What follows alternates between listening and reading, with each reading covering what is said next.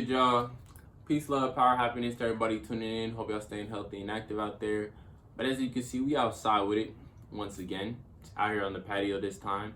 And as you can tell from the title of this video, I'll be giving you guys guide, tips, as well as my experience on meditation, right? So to start things out, what is meditation?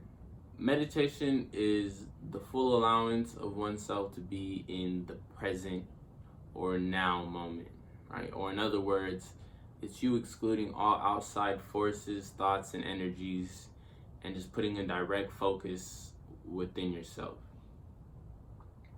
There you go. I got some notes here for you guys. Okay. Now, how to meditate.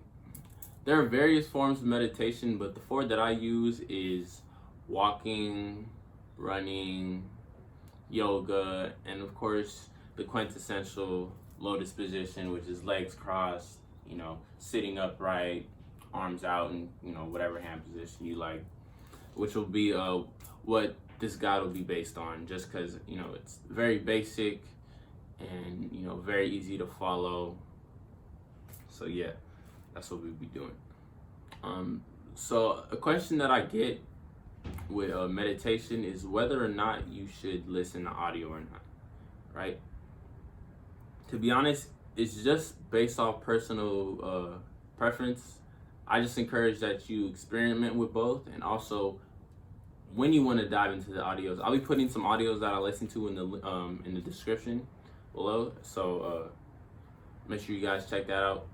But I encourage you guys to also just experiment with the different audio frequencies, such as the 963s, the 432s, the 528s, right? All of those promote neuroplasticity, right? Which is a reconstruction of your brain through vibrations and audios.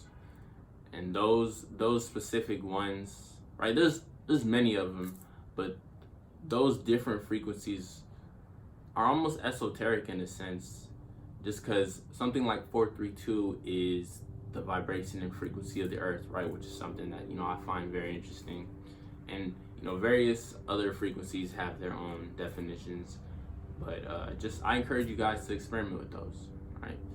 So when and where to meditate, right? These are more so our personal preference, but as far as where to meditate, I personally think that the best place to be at where you're meditating is a place where you're surrounded fully by nature. So I mean, if you need to go on a hiking trail, right, go ahead and do that. If there's a lake that you can go to, right, that's also a good spot. Just any place where you're fully surrounded by nature, I personally think is the best place to be at where you're meditating, right? Not everyone has that type of luxury. I live in a suburban area, so I'd have to go and find a place. I'm not gonna just do that all the time. So a much more simpler area to be at would be just in a quiet place by yourself. Limit as much noise as you can, and such as your room, right? Your room could be that's how I started out. Your room could be a great place to start meditating, right? Having your earphones in, if you like to listen to audio, and just able to just focus on yourself, right? Now, as far as when to meditate, personally, I started meditating at night just because I'm already in a pre-exhausted, state. I'm kind of, mellow. I'm ready to go to sleep. So, I mean, if you find it hard to focus just because you're sleeping, don't. But that's just how I started out. It was, it helped me just get into a more calmer state of mind, since I was already in, somewhat similar state of mind earlier. Let's see. You can also meditate right after you wake up, just because it can also just help you be in a more focused, calm state of mind throughout your whole day, if that's your intentions. So yeah, that's a great place to start. And after a workout, for those who like to work out, meditating right after a workout, I mean, it's something that the superheroes did, like Batman and Bane, you know, just for example. They meditated a lot, and kind of similar to meditating at night, you're already at a pre-exhausted state of mind, you know, very chill. So that'll just help you get into, you know, that Zen mode, if you will, a lot quicker, in my opinion. Now, as far as what to do during meditation, meditation isn't hard, you know, very simple. But one thing that, you know, I recommend you focus on is your breathing pattern, right? This will allow yourself not to just be in a more calm state of mind just because, you know, you're going to be taking slow, deep, and controlled breaths, right? But it will also allow you to get rid of thought. You know, a lot of people like to say, oh, meditation is hard because you have to get rid of thoughts. But really, if you're focusing on your breathing and you're just trying to make sure you have that down, that'll allow yourself to get rid of thoughts, because the breathing will be the primary focus. So slow and controlled breaths, right? In through your nose, out through your mouth. And just kind of to go off of that, you can also breathe from the stomach up. I'm not sure if any of you guys are familiar with the Wim Hof technique, but what it is breathing from the stomach to the chest to the head. Because what many people don't realize, you know, especially as we get older, we start to naturally breathe from the chest. So this will lead into just a less efficient type of breathing. You'll be getting less air. So you practicing getting used to just breathing from the stomach up, this will allow you to take much deeper breaths, allow for a much more efficient airflow, you know, within your body. So another thing you want to do, right, is just allow all thoughts to flow, good or bad. You just want to allow anything that's happening in that now / present moment just to happen, right? This will allow you just not to just be in a more calm state of mind, right? Just because you're not resisting anything. That's important. You don't want to resist anything. You allowing all thoughts to just happen, it will just it'll help with the flow, right? Because the meditation is just about being in a very calm and, you know, water-like state of mind. And that kind of leads into what not to do, right? You don't want to force anything in meditation. You don't want to force the length.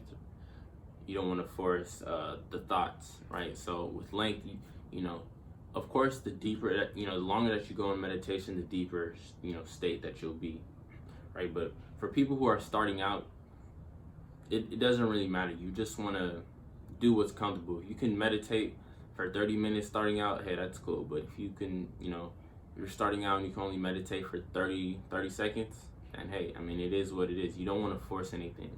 I mean, even now, today, I mean, I would sometimes meditate for 45 minutes, but then on other days, I may only be able to meditate for 5 minutes.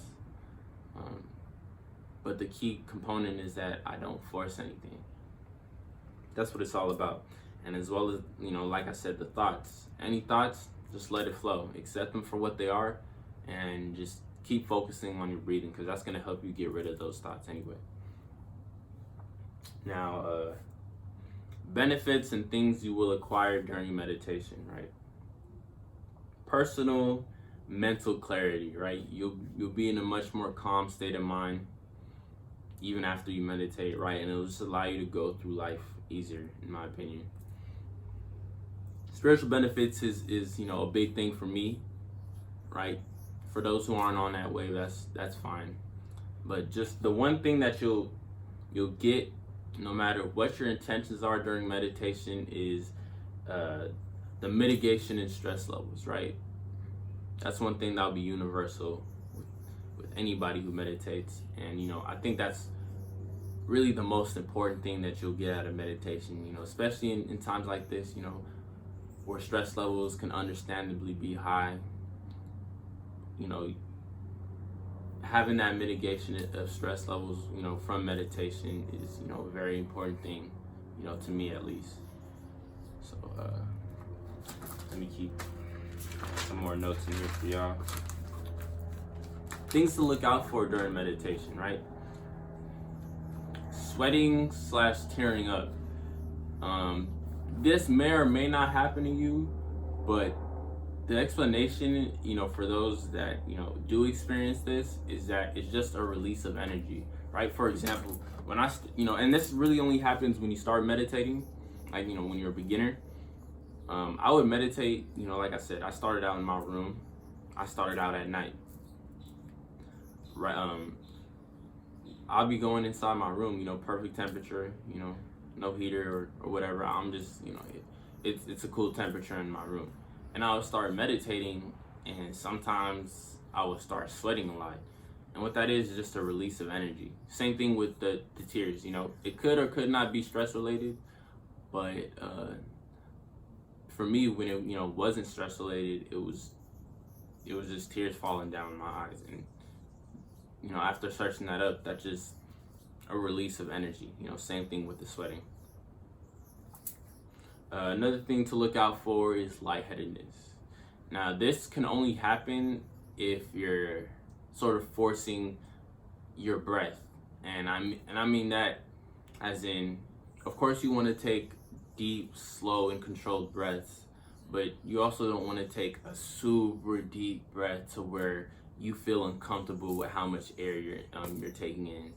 So just be careful with that, you know what I mean? Have it, take deep breaths, of course, but have it natural. A lot of people like to say that the 80%, you want to naturally just take in 80% of the air that you can take in, and that will allow yourself to just have a much more natural, comfortable breathing pattern. So, if you experience lightheadedness, that may very well be the case. Ways to amplify your meditation experience. Now, this is a little more advanced just because you'd have to do things that you may or may not be comfortable with, right? And I've only done 2, but one of them is fasting, right? Fasting most definitely helps amplify your meditative experience, and that's just because, in meditation, you're emptying the mind and, the soul and the spirit, but with fasting, you're able to empty out the body as well, empty out your stomach, and this will also allow yourself to take in more air because you're already empty. So you being empty will help take in more oxygen. Pretty much is what I'm trying to say. And so yeah, fasting definitely helps, and not just for the air intake, but just because your body isn't doing too much now. It isn't digesting food. It's just just there now. So you'll be able to just focus your entire body on whatever your intentions are during meditation. And just to give you guys an overall, just have fun with it. One thing that I said repeatedly throughout this video is just to experiment. We all have our ways of meditation. Some may fit with others, right? But you just want to experiment with it. Find out what works best for you, pretty much is what I'm trying to say. And the best thing about this, excuse the cut, I just had to get my thoughts in check. There's also a plane flying by. But what I was trying to say is, what's really great about this journey and experience through meditation is that it's, the experience is, specific with everybody. We all may have, similar ways or even the exact ways to meditate, but as far as your intentions and your experience, it's all going to be personal. And I feel like that's, one of the beauties of meditation. You can meditate with a group, but as far as like your thoughts and your experience, it's all going to be, specific to you. But hope you guys learned something in this video. Hope you guys watched the full thing. That was a pretty lengthy video, my first one. So peace, love, power, happiness to everybody tuning in. Hope y'all have a good one.